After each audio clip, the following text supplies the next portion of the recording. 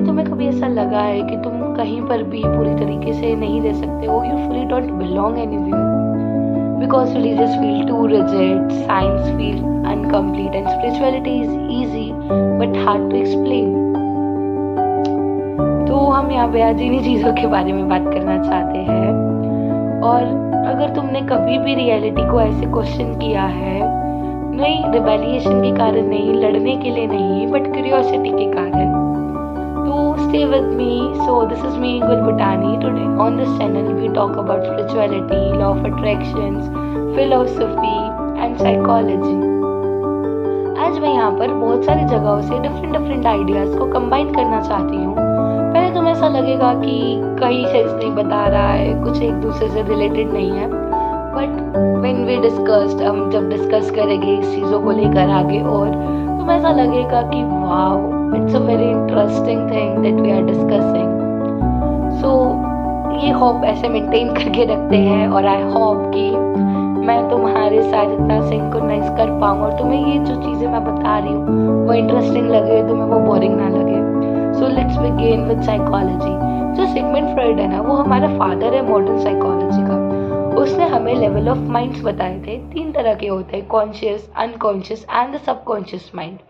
Conscious mind वो होता है जिसके बारे में हम अवेयर हैं, जो चीज़ें हम कर सकते हैं अवेयरनेस के साथ। सबकॉन्शियस माइंड वो होता है जिसके बारे में हम अवेयर नहीं हैं, लेकिन हम उसको रिट्रीव कर सकते हैं। और सबकॉन्शियसली, जैसे पल के जपाना और ड्राइविंग सीखने के बाद कुछ टाइम बाद खुद ड्राइव कर लेना, वो हमारे सबकॉन्शियस माइंड करता है। उसके बाद हमारे पास आता है अनकॉन्शियस माइंड, जिसके बारे में हमें पता ही नहीं होता है। हम चाह कर भी उस चीज़ को पता नहीं कर सकते।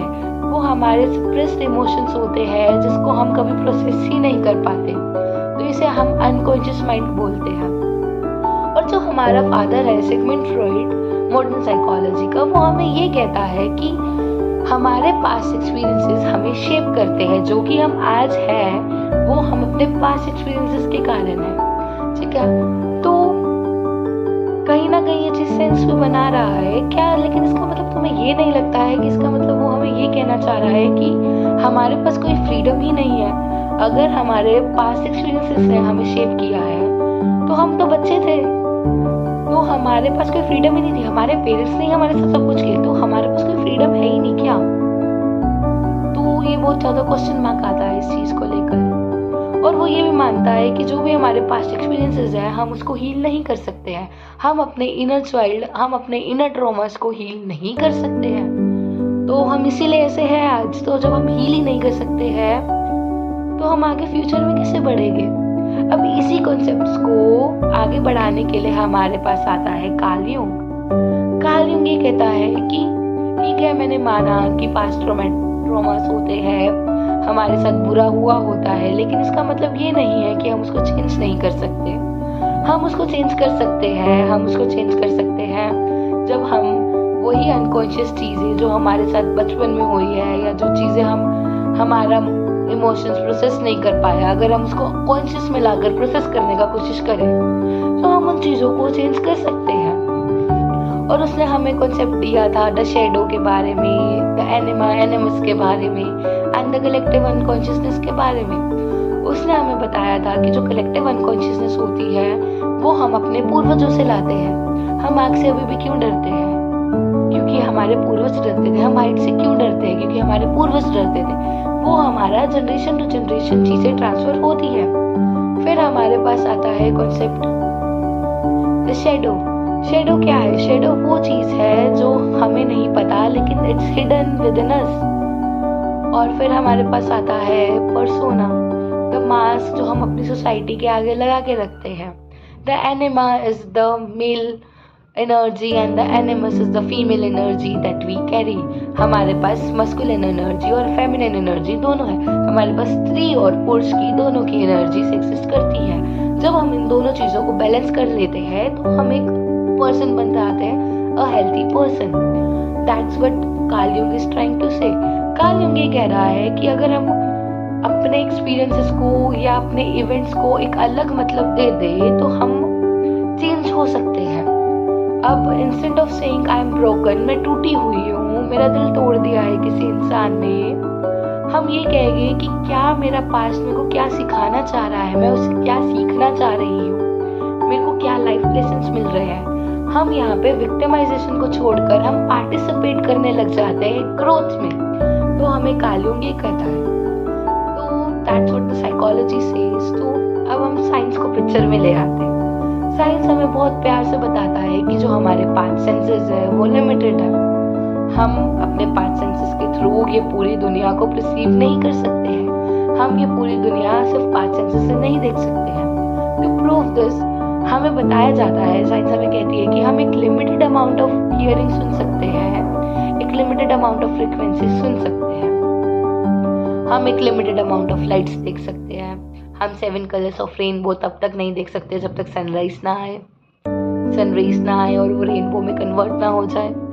हम माइक्रो ऑर्गेनिज्म तब तक नहीं देख सकते हैं जब तक हमारे पास माइक्रोस्कोप नहीं था। इसका मतलब ये तो नहीं है ना कि वो चीज़ कभी एग्जिस्ट ही नहीं की। इसका क्या कहने का मतलब है कि चीज़ एग्जिस्ट करती है, लेकिन हम सिर्फ उसी चीज़ को समझ पाते हैं जो हम देख सकते हैं या जो हम सेंस कर सकते हैं। अब यहाँ पर स्पिरिचुअलिटी आती है, not the religious, the spirituality जो हम अपने एक्सपीरियंस से लोगों को कहते हैं। स्पिरिचुअलिटी हमें ये नहीं कहता है कि साइंस गलत है, वो बल्कि उसको और साथ देने के लिए हमें आगे और कॉन्सेप्ट्स के बारे में बताता है। The idea of energies, the idea of vibration, the idea of auras. हमें एनर्जीज ओरास का आइडियाज बताता है स्पिरिचुअलिटी। हमें और ज़्यादा सेंसिटिव और हमें और ज़्यादा अवेयर करता है चीज़ों के बारे में जो हमारे आसपास चल रही है। अब वो आसपास की जो चीज़ें हमारे साथ चल रही है उसको हम और प्रैक्टिसेस और अवेयरनेस में हम सही कैसे कर सकते हैं। How can we make our senses and how can we feel everything through the practice of meditation. Hatha yoga करके, ध्यान लगा के, अपने आप को माइंडफुल रखकर, खाना खाते हुए उसका टेस्ट लेकर, हर एक छोटी सी छोटी चीज़ों पर ध्यान देकर we can become sensitive towards energies. हम एनर्जीज की टुवर्ड्स सेंसिटिव बन सकते हैं। तो हमें स्पिरिचुअलिटी बेसिकली अवेयर करती है हमारी चीज़ों को लेकर और हमें सेंसिटिव बनाती है। नॉट स्पिरिचुअल नेचुरल कि हम किसी चीज़ को देखकर उड़ा दें, it's the spiritual natural thing. ये सुपर नेचुरल थिंग है जो एग्जिस्ट करती है, नहीं करती, हम में से किसी को नहीं पता है। हम बिलीव कर सकते हैं, नहीं कर सकते, no don't know anything. Spirituality हमें सुपर नेचुरल नहीं बनाती है, वो हमें जस्ट अवेयर करती है चीज़ों को लेकर और वो हमें जस्ट सेंसिटिव बनाती है। अब मैं यहाँ पे अपने बारे में बात कर लेती हूँ। आई नो थोड़ा मेरे को अपने बारे में बात करना है। मैं यहाँ पे एग्नोस्टिक इंसान हूँ। मैं नहीं मानती हूँ, मैं ये मानती हूँ कि भगवान है तो ठीक है, भगवान नहीं है तो भी ठीक है। आई डोंट डिबेट कि भगवान है और भगवान नहीं है। अब लोग बोलेंगे कि तुम तो बीच की हो, तुम दोनों में से कहीं नहीं जा पा रही हो, तो तुमसे ज़्यादा कंफ्यूज इंसान तो कोई है नहीं। मैं कंफ्यूज नहीं हूँ, मैं क्यूरियस हूँ कि साइंस किस तरीके से इन चीज़ों को एक्सप्लेन करती है, स्पिरिचुअलिटी किस चीज़ से इन चीज़ों को एक्सप्लेन करती है, and at the and psychology किस चीज़ों से इन चीज़ों को एक्सप्लेन करती है। I am just curious. तो इसीलिए मैं सिर्फ और सिर्फ एनर्जीज पे बिलीव करती हूँ। एंड आई बिलीव कि हम ह्यूमंस को किसी ना किसी चीज़ पे बिलीव करने के लिए एक बिलीव चाहिए होता है। लाइक बिलीव करना बहुत ज़रूरी है हम ह्यूमंस के लिए। हम बिना बिलीव के नहीं रह सकते हैं।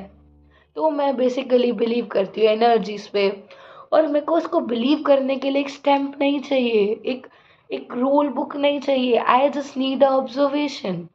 और हर किसी को एक एनर्जी फील करने के लिए बस ऑब्जर्वेशन चाहिए होती है। कभी कभार कई इंसान हमें बहुत ज़्यादा ड्रेन करेंगे, कई इंसान के साथ रह के हमें बहुत अच्छा लगेगा, कईयों के साथ रहकर हमें अच्छा नहीं लगेगा। हम कईयों को देखकर बोलेंगे कि नहीं इससे दूर रहो, इसकी नेगेटिव वाइब है, इसका नेगेटिव हो रहा है। इट्स जस्ट एन ऑब्जर्वेशन जो हम उनकी फिजिकली चाल से देखते हैं, जैसे चल रहा होता है वो, जैसे बोल रहा होता है, हमें वैसे पता लगता है। तो एनर्जी को एक्सपीरियंस करना कोई बहुत बड़ी बात नहीं है। इफ़ वी स्टे अवेयर तो हम अपनी एनर्जीज को फील कर सकते हैं। वेयर स्पिरिचुअलिटी में यही बोलता है हमको। लेकिन देखा जाए तो तुम्हें दिख रहा होगा कि यहाँ पे भगवान श्री कृष्ण भी लगे हुए हैं, यिंग यांग भी है, but I worship the energy. Yin yang की क्या एनर्जी है? अच्छाई में बुराई एग्जिस्ट करती है, बुराई में अच्छाई भी एग्जिस्ट करती है। हमारा पॉइंट ऑफ व्यू क्या मैटर करता है।